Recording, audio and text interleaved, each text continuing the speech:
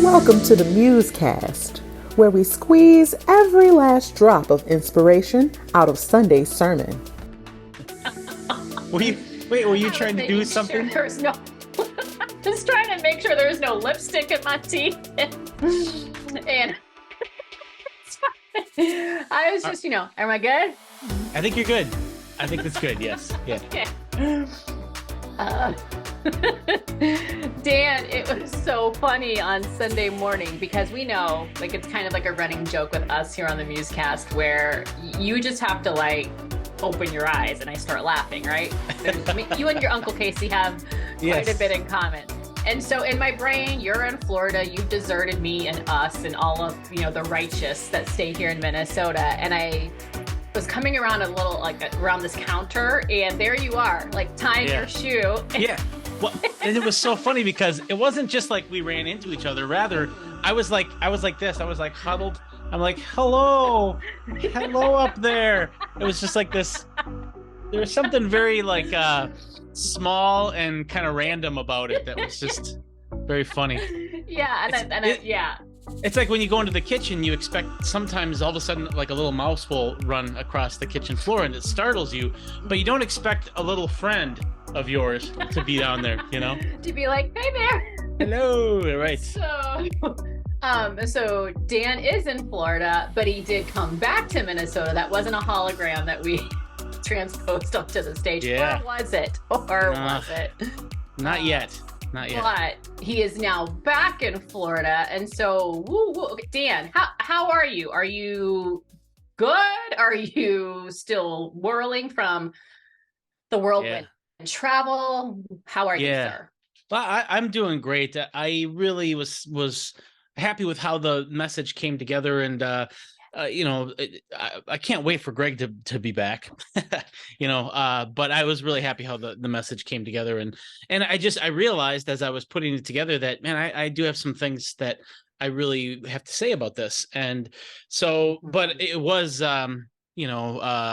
pretty grueling mentally going up to the sermon. And then on Sunday afterwards, I mean, I think there was a football game on, but I was just kind of staring into space for about 8 hours.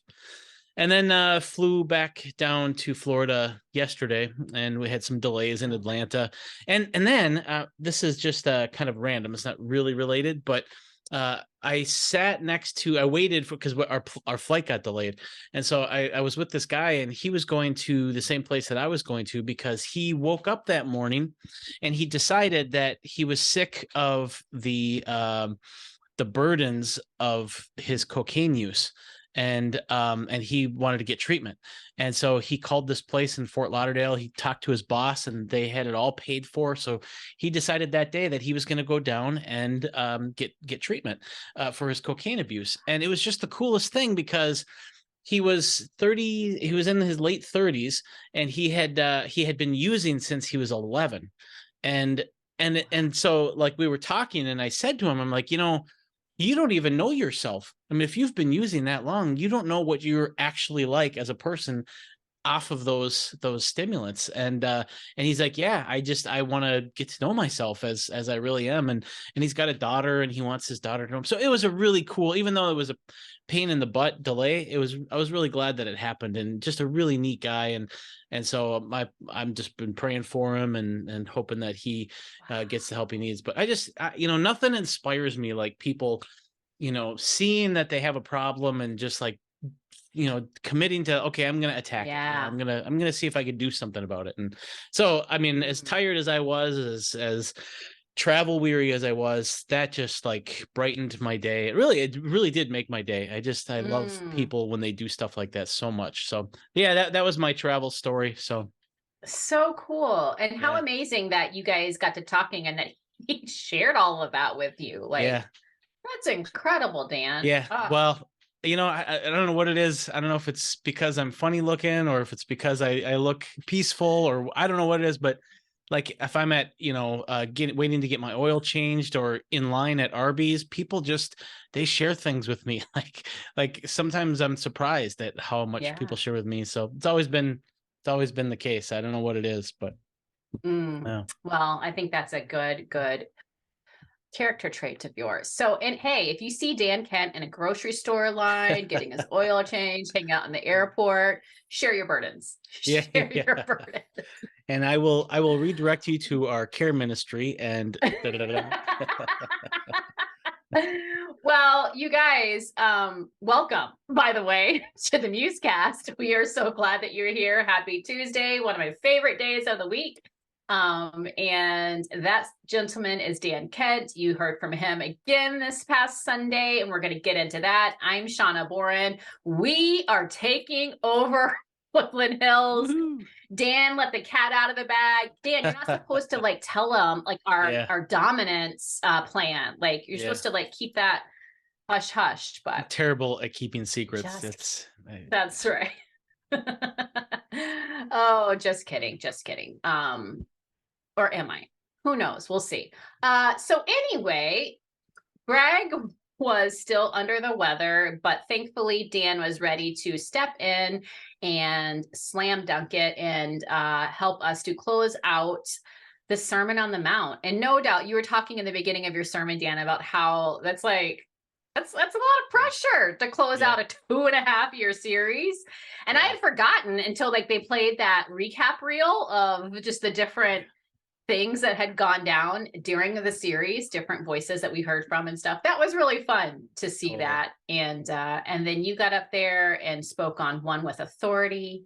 And like I said, slam dunk, good sir. And now we're just going to continue to work you and work you and work you. And you're going to give us a summary of your own sermon. Yeah. Well, it's weird too, because this is I was trying to figure out, well, how do I summarize this? And I was kind of looking over the notes, and I ended up just like regurgitating the whole sermon. It's like, well, I can't do that. So I'm just going to say this, is that the last verses of chapter 7 of Matthew, it's just these 2 verses right after Jesus ends his message. And Matthew, in these 2 verses, he just kind of looks at the people who are gathered, and he realizes just how amazed everybody is. But they're not amazed at like Jesus's genius or his sense of humor or anything like that. What amazes them is the authority with which Jesus speaks. And he says that, the crowd realized that this is something very different than what they're used to hearing from the scribes and the teachers of the law and so forth. And so, when you look back on the Sermon on the Mount, you see some of these like explicit points where you can see Jesus's authority in the actual words he says, like, for instance, I have not come to abolish the law, but to fulfill it. In other words, I am what the whole Old Testament is about. I am going to fulfill all of that. And that's a very grandiose statement. He's basically saying that the Old Testament, the revelation of God, is about me, which is another way of saying I'm God. And you see that all over the place too, but even here in the Sermon on the Mount. But I think it was more than just like what he said. It was how he carried himself and stuff like that. And so a lot of people, when they kind of look at this idea of Jesus's amazing authority, they will kind of start to build arguments over why we can believe that Jesus really does have that authority. Or in other words, we can build arguments for defending that Jesus really is who Jesus says he is.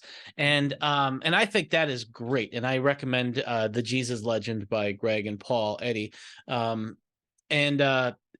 But my problem is, and when I say it's my problem, I mean it's largely my problem. I have a problem with authority, and so like, what good is amazing authority if my psychological inclination is to rebel or to reject that authority?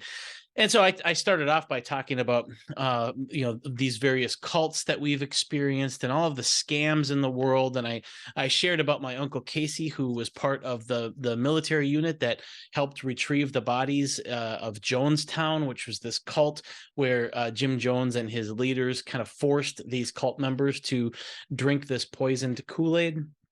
And just like you bring all of those things to the text when you read it, and plus my own personal authority issues. And so that's what I really looked at, is how do because a lot of us will have intellectual stumbling blocks to accepting Jesus as this amazing authority, but a lot of us also have these sort of psychological stumbling blocks, and that's what I really kind of wanted to look at. And so one of the things that I looked at is, Jesus says that if you hear my teachings and you do them, you're like a wise builder. But if you hear these teachings and you don't do them, you're like a foolish builder. And so I was just looking at what keeps people from doing things, and that, in other words, what are some of those authority issues that keep me from actually living it out? Because it's living it out, that's where trust in authority is really displayed. Just agreeing mentally that Jesus is who he says he is, that's just mental assent. There's no heart in that. You're not putting anything on the line. You're not putting any chips on the table. You're just mentally sort of agreeing with it.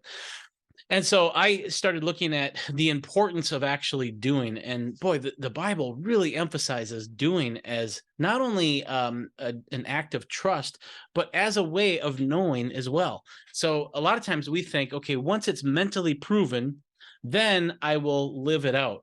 But Jesus says there's some things that you have to live out first in order for it to be proven. It goes the other way. And so the example I shared is in John 7, where he tells the people who are skeptical of him, he says, my teaching is not my own.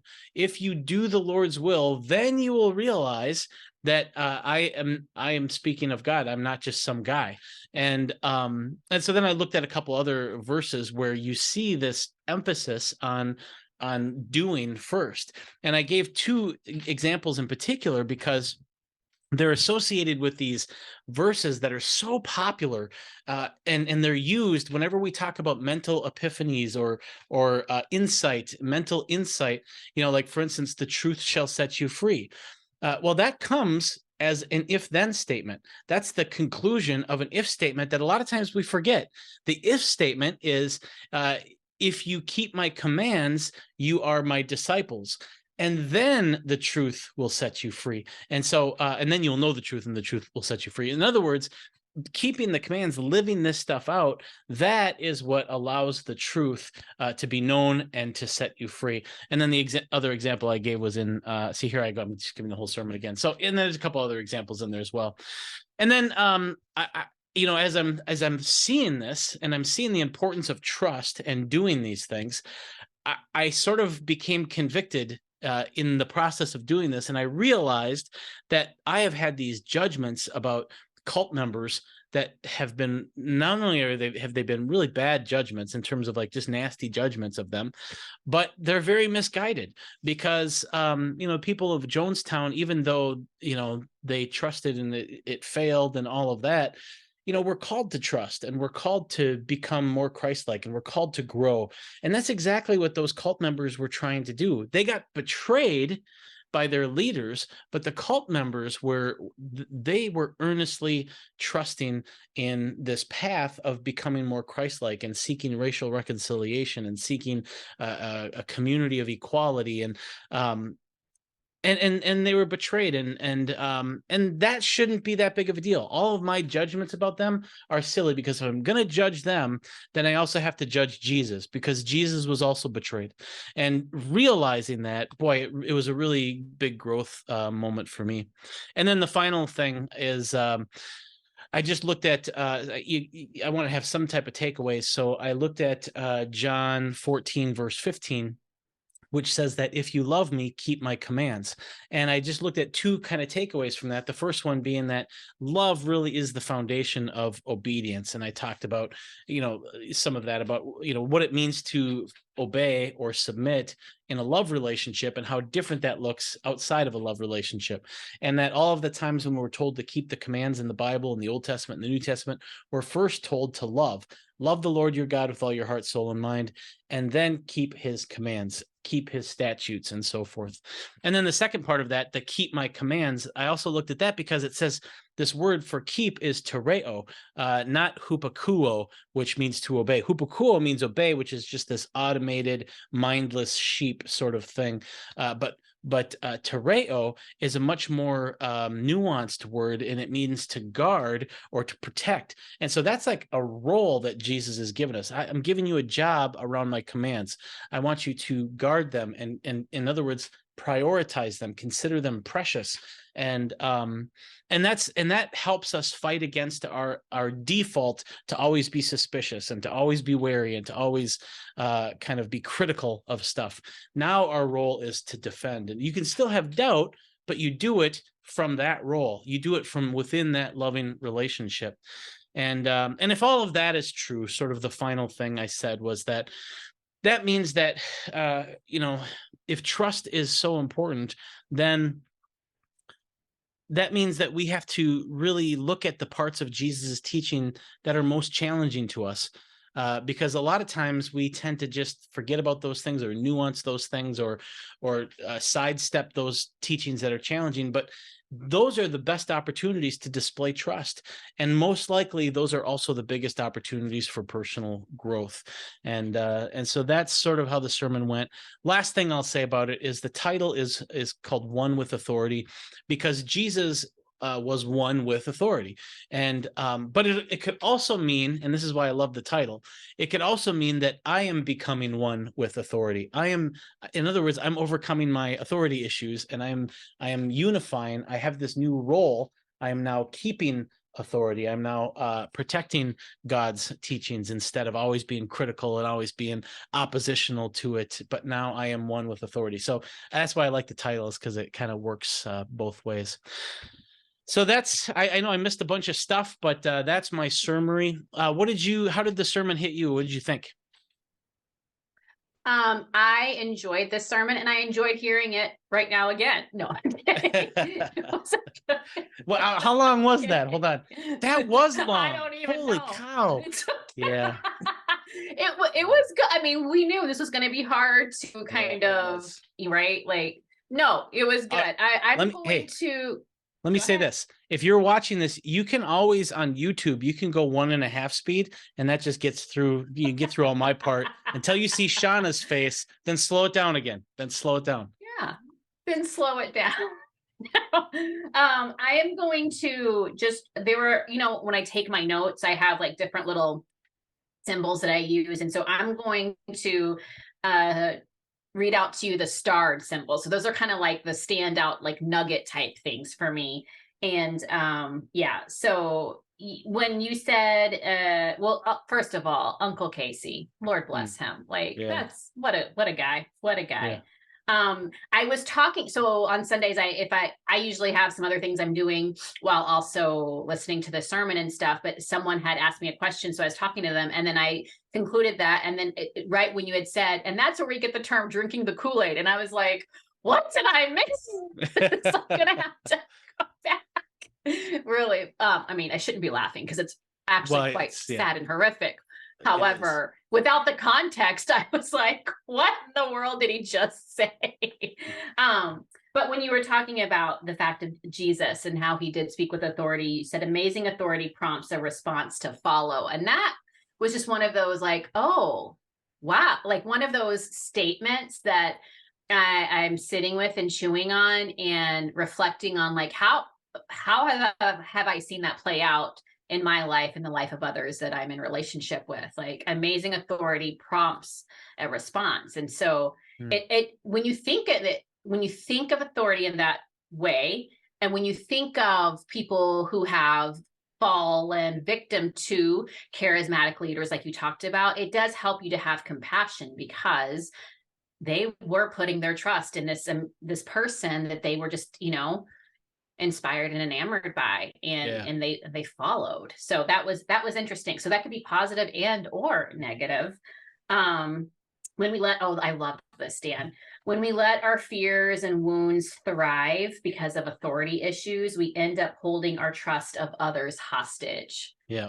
That was brilliant. Love that. When we hold our trust in others hostage, that will stifle our growth and sabotage our transformation. Oh, so good. That was just one of those like, oh my gosh.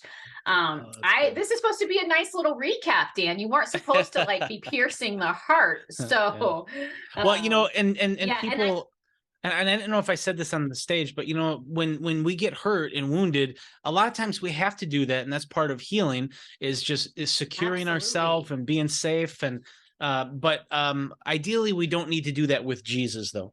With Jesus, we don't need to withhold trust in Jesus. With each other, sometimes we do, but not with our Lord. So not with Jesus. And I think sometimes because we are living out of our woundedness, we tend to put Jesus and others in that same camp. Yeah. Especially if the others that we were hurt or wounded by had some sort of representation of, like if they were representing Jesus to us or for us, maybe they were a leader. And we'll talk more about that because we got a question kind of along those lines. I think we can kind of sometimes put them in the same camp. Well, God and Uncle Joe like did this awful thing, right? Because Uncle Joe supposedly spoke for God. And that's just something I think we all have to be careful of.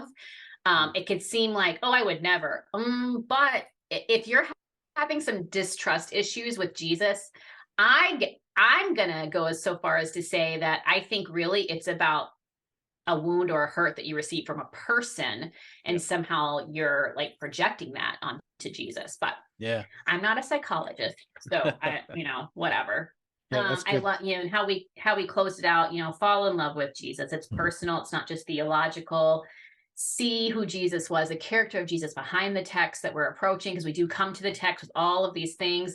And when you said that about how you don't like authority, we've talked about this before. Like one of my running phrases in my brain that I have to always like squash down is like, you're not the boss of me. Like I cannot stand if someone's trying to be the boss of me. And so that is a phrase that I need to like permanently pluck from my vocabulary and my thinking, but it's hard, man, because a lot of times I'm like, you are not the boss of me, not to Jesus, but to, but to authority and other people. Yeah.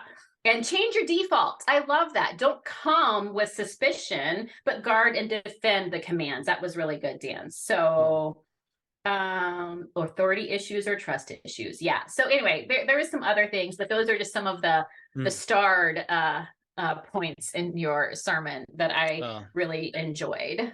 That's awesome. Yeah, that's great. The authority stuff, we are responsible for ourselves. So in one sense, we are our own authority, but you also have to share in kind of responsibility with others and in love relationships. It's just weird how, like I realized that in my relationship with Barbara, I am submitting and obeying all over the place, but it doesn't give me that same feeling of oppression that I get from people out there, because in fact, I think of it as part of the romance and part of the best parts of my relationship. Right. And that's just how love totally redefines all of these words.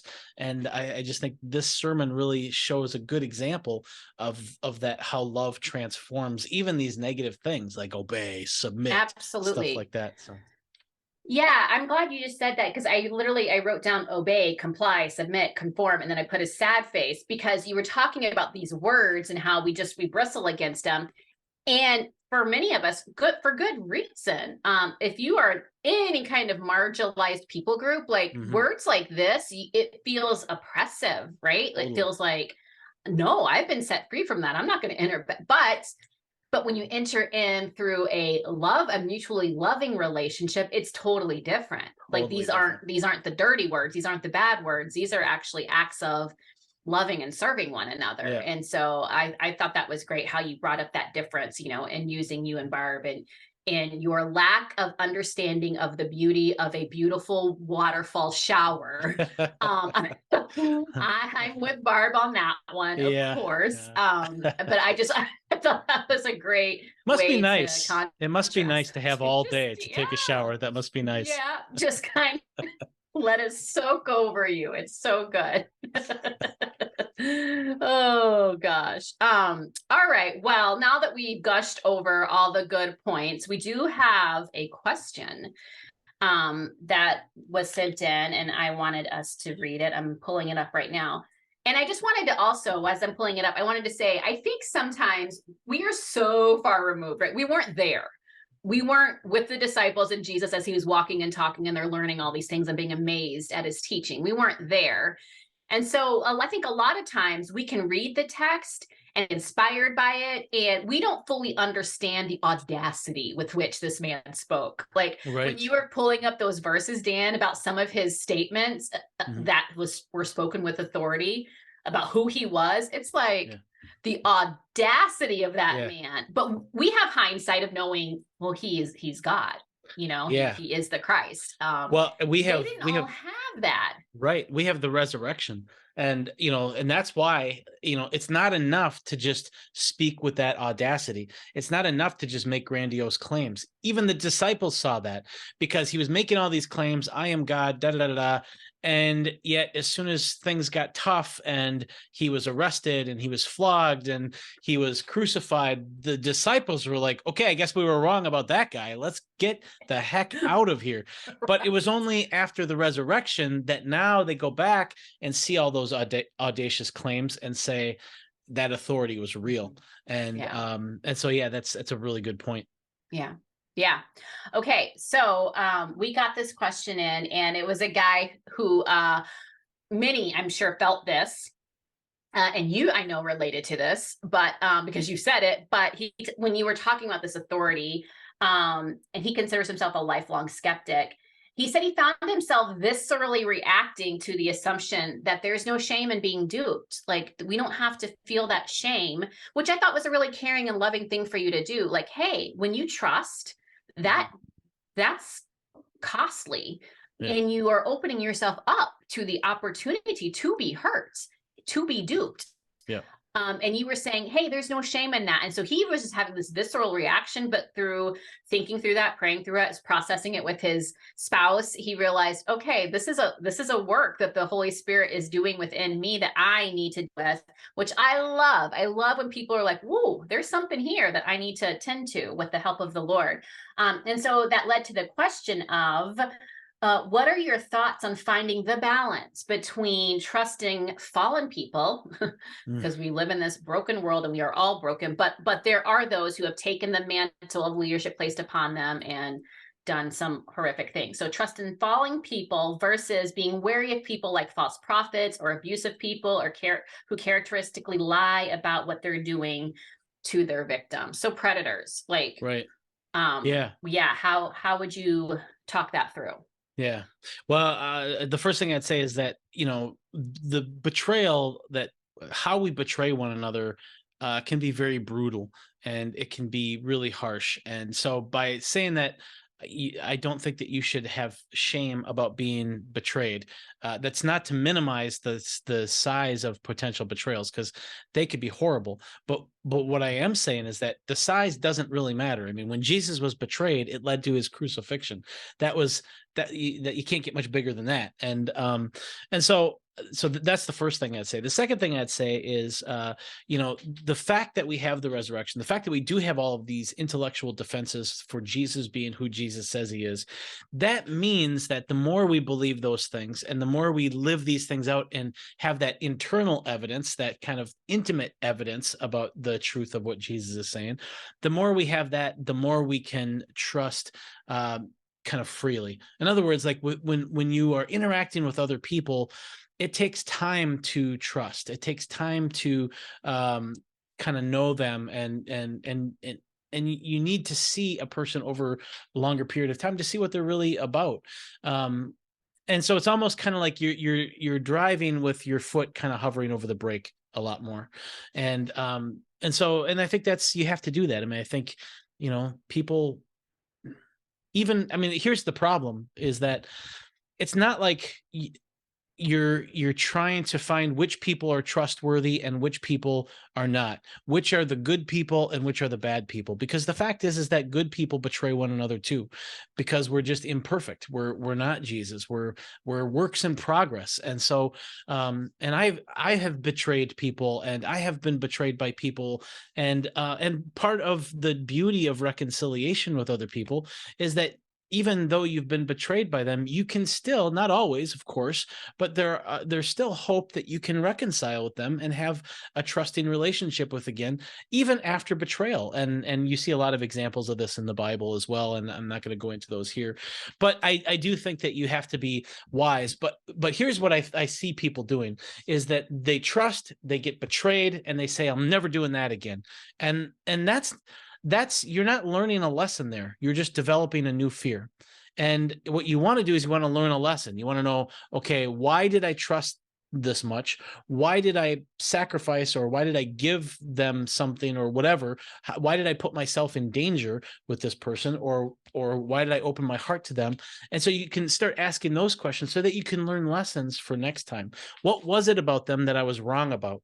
And that's what we want to do, is we want to learn lessons when we're betrayed. We don't want to feel shame, and because shame will just keep us from ever trusting again. We just want to learn lessons and get better at it the next time. So that's as a short kind of version, that's what I would say. Yeah, that was good, Dan. I'm thinking still about what you said. And the only thing I would add to that, just to tag at the end of what you said, is reiterating that there is no shame in having your trust, shattered and being betrayed. And sometimes it's horrific. And we are not minimizing that at all. I definitely feel like there is a difference in, because we are in relationship with people, we develop trust with those people, and we are all fallen, and we live in this broken world, and we all have wounds, and we all have hurts. And so many times we act out of those wounds and hurts. And so, like you said, you've been betrayed and you've betrayed. I've been betrayed and I've betrayed. Like, we've all been a part of it. To me, that is different. And how do you, through reconciliation, learn to trust those folks again that you're in relationship with? And I think that's always something that you should strive to do until it becomes a point of, where it's abusive or it's good for you. Because I definitely also, I don't think it's an either or, I think it's a but and. I think we are also taught in scripture to have wisdom and to use our discernment, and not to put ourselves, if we can help it, in situations where we would be harmed. So when you're talking about folks who have utilized their authority and their position to abuse and victimize people, they're not trustworthy. That's right. Nor should they be. And That's so right. Do not put your trust there. You can pray for their healing. You can pray for their redemption. You can pray that they will see the error of their ways, but no, they are not trustworthy. When you are in these interpersonal relationships, though, and there is a pathway to reconciliation, I think that that's something to be pursued, until it becomes a point where it's not healthy. So I do think there is a difference there. And again, please do not feel that shame of like, oh, how could I have been so naive or whatever. Go ahead, Dan. Yeah, that's really well said. And I wish it made me think of this, and I wish I had this. See, this is why we have to do the MuseCast before I give the sermon, because I would have liked to have added this. What we press here a lot is just how we're all loved with this unsurpassable love. It is agape love, is this unconditional love that we have for one another, that we have towards others, even our enemies. It's not conditioned on anything. Trust is conditional. Trust is something that we have to earn. We have to become trustworthy. That's sort of what God and covenants are about. Even like Abraham was tested so that God could see if he was trustworthy. God loved him with that unsurpassable love, but he didn't trust him until he could see and test his trust. And so that's what I would say is absolutely interpersonally, we need, and I think even Jesus, and this is why Jesus said, if you want to know if I am who I say I am, that's a good question. Here's the test. Do these things and then you will find out. So even Jesus is like, I get it. You have to make sure that I'm trustworthy. And I just love Jesus and the Bible for capturing that reality. Yeah. And just to take that just a step further, you and I have shared here and there and about just our personal history, our story. And I have shared before about how I wasn't raised from the age of 13 on. I was not raised by my biological parents. And because one was absent and one was incapable of raising me properly. And there is not a question of their worth, of their value, of who they are in God's eyes. And I don't hold any animosity. However, there definitely is not a trustworthiness there, because they've proven otherwise. And so, especially as I became an adult and started to have my own children, my wisdom and my discernment and my community, we knew that that's not a trustworthy situation. So no, there will be no influence over my children. No, thank you. Again, not dehumanizing the person, not feeling like they have no worth or value. They do, but the trust is not there because it's not merited at all. So sometimes that's the way it has to be. Amen. Oh, that's good. Right, Dan. Well, I know it's hard to believe, but it is. What is it? Is it nugget time already? Woo! It's nugget time. Nugget time already. Yep, it is. Unless you just have something that unless you have something you didn't get to say that is different than your nugget, it's nugget time. Well, I think I'm gonna just have to. I think I'm just gonna have to use one of these as my nugget. That's what I'm gonna do. Should I go first? Yeah, you want to? Or am I raining on your parade, Dan? Did you have no, not so at much all. more? Yeah, Is this a 2-hour MuseCast today? No, it can't be a 2-hour MuseCast. I guess I'm just trying to figure out which of these I want to share, though. I guess what I would say is that, well, it's weird. Like, this isn't really a nugget in terms of like a practical takeaway. That's usually what I like to give, but I'm so grateful. Sort of I was hoping that I could talk about, the authority issues and how that relates to trusting in Jesus as an authority. And I'm really glad I was able to talk about those things. And it's funny because my own confessions about judging cult members was just this total, like, in the process epiphany, like, wow, I am definitely obsessing about specks of dust in somebody else's eye. And then I come to find they're not even specks of dust. They're actually little jewels. There's something really good about those things that I've been judging as bad. And I guess what I would say is that I've been really grateful and just so pleased and surprised at how many people that we have, even as part of Woodland Hills, who have been really hurt by cults and who have even been a part of cults and have been totally duped. And it pleased me so much that the message that I gave, that you don't have to be ashamed for being betrayed. In fact, you can feel good about your courage in trusting. And that was just such a liberating kind of epiphany for some of these people who have actually experienced that. And so many of them have said, I haven't even thought about it because I've been so ashamed of it. And it's just been locked in a closet of my brain. And I don't like it when it comes up. And I feel so good that they can reopen that part of themselves now. And then on top of that, I am just so inspired by the people who have written in, because not only have they been in these cults and have been betrayed, but they obviously saw my sermon, which means that they're still seeking God. And that is just so inspirational. And sometimes I get a little negative about people, but boy, between the people that reached out to me after the sermon and the person I met at the airport, I am up with people this week because they are just so awesome and inspirational. And so that's what I'll share as my nugget. Perfect. We are pro people. That's right. Oh, no, that is really good. That's a huge praise. That's something to be excited about. For my nugget, again, this isn't going to be super practical. We're still on the inspirational side of the new year. So that's where we're going with this. When you ended your sermon, you talked about the fact that we can believe in Jesus without trusting Jesus. Yeah. That was one of those heart-pinging moments for me. And so I want to tap into this idea of trusting Jesus because he is completely trustworthy. And I alluded to this. Well, I didn't allude to, I said it earlier, that many times I think because we've been hurt by people and we have wounds, and so we've built up walls, we also, we have put Jesus in the same camp as those people. And Jesus is completely and totally trustworthy.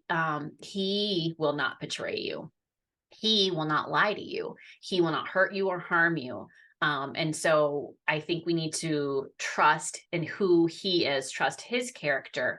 And as you allow him to heal and bind up some of those wounds, allow him to guide you and lead you to then the people around you that you can begin to step out and trust in as well. And that's tricky and it's hard, especially if you've been hurt and wounded.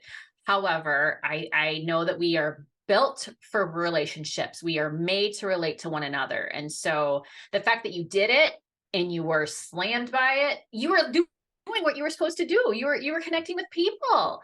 That's what you're supposed to do. And so let's allow the Lord to heal that and continue, just with caution, move forward. And I will say this final thing. You know me, I love worship songs. I love music.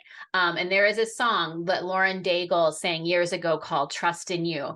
And it says, she's in the song, she says, talking to God, when you don't move the mountains, I'm needing you to move. When you don't part the waters, I wish I could walk through. When you don't give the answer right when I cry out to do, still I would trust in you, because sometimes there's something else going on. So don't let our circumstances and the situations around us take us away from that focus and trust on Jesus, because he is trustworthy. That is my nugget. Amen. All right. All right. All right, you guys, that's our show for today. It's been a good one. It's a long show. We're gonna I'm exhausted. You are, I bet. You gave another sermon. What are you talking about? We're going to do everything we can to keep Dan in Florida this week so that he can do his work from there. And yeah, thank you for tuning in. Thank you for sending in questions. Thank you for chatting with us. I probably will not be with you guys at 4 p.m. because I'm taking my kid back to school. I may try to move in with him. See if he allows it, or if he's going to make me come back home and stay with the rest of my family. I don't know. I'm going to miss him. But so you guys have a great chat and enjoy. And don't forget to tune in this weekend. Circle back with us next week as we continue the conversation. We're so thankful for you guys. Have a blessed week.